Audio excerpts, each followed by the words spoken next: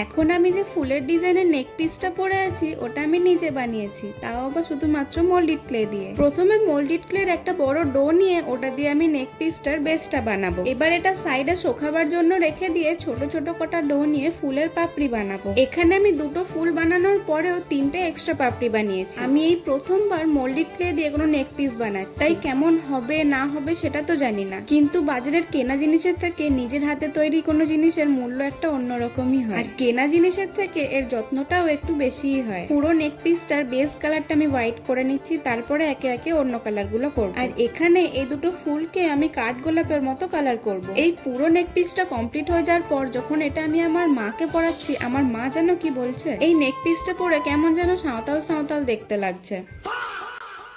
যাই হোক, এই কথাটায় কান না দিয়ে আমরা ক্রাফটিংটায় ফোকাস করি। এখানে আমি যে আরো তিনটে এক্সট্রা পাপড়ি বানিয়েছিলাম, এবার ওইগুলোরই কাজ। তোমাদের সবার এই নেক পিসটা কেমন লাগলো অবশ্যই কিন্তু কমেন্টে জানিও, এবং ভিডিওটি ভালো লেগে থাকলে লাইক এবং চ্যানেলটি সাবস্ক্রাইব করতে ভুলো না। দেখা হচ্ছে আবার নেক্সট ভিডিওতে।